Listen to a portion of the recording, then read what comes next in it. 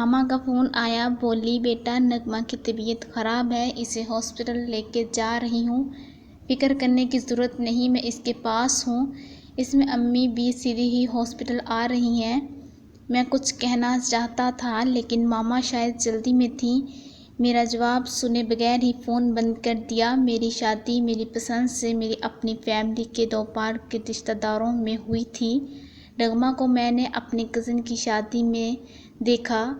ان دونوں میں اپنی تعلیم ختم کر کے جاب کی تلاش میں تھا اور ماما میرے لیے لڑکی کی۔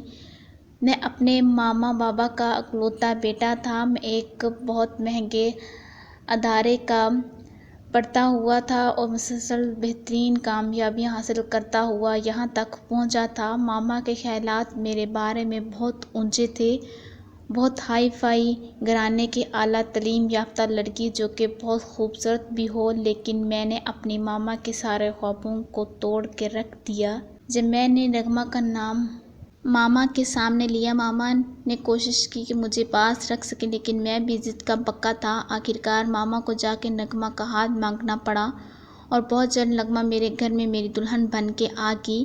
میری ان دنوں نئی نئی جاب تھی اور میں ٹریننگ پہ دوسرے شہر تھا۔ جب میں جا رہا تھا تو میرا دل نغمہ کو چھوڑ کے جانے پہ راضی نہیں تھا۔ ادھر ماما بار بار مجھے حوصلہ دے رہی تھیں کہ آج تھوڑی مشکل دیکھ لو گے تو آئندہ زندگی میں اس کا پھل بھی پاؤ گے۔ میں ادھر ہی تھا جب نغمہ نے مجھے ہماری پہلی خوشی کے بارے میں بتایا، لیکن ساتھ ہی ماما کی بھی کال آ گئی، اب دوڑے دوڑے نہ آ جانا، میں اور تمہارے بابا ہیں اس کے پاس، ویسے بھی ابھی اسے آرام کی ضرورت ہے۔ پہلے بچے کی مرتبہ میرے صرف 2 چکر لگے یہاں تک کہ ہاسپٹل کا وقت آ گیا۔ ماما کی وہی بات کہ ہم ہیں اس کے پاس، تم فکر مت کرو، مرد بنو، اپنے اندر مردباری پیدا کرو۔ اور پھر ماما کا فون آیا، وہ مسلسل رو رہی تھیں، بیٹی آ گئی ہے تمہارے گھر، میری دعائیں ہیں۔ ساری راگائیں چلی گئیں۔ مجھے سمجھ نہیں آ رہی تھی کہ خوشی کا اظہار کروں یا غم کا۔ بہرحال جب گھر پہنچا تو ماما بابا کے اترے ہوئے چہرے دیکھ کے میں ان کے پاس ہی بیٹھ گیا۔ ماما کی باتوں کا لباب یہ تھا کہ اس لڑکی نے بیٹیاں ہی پیدا کرنی ہیں، یہ اپنی ماں پہ گئی ہیں۔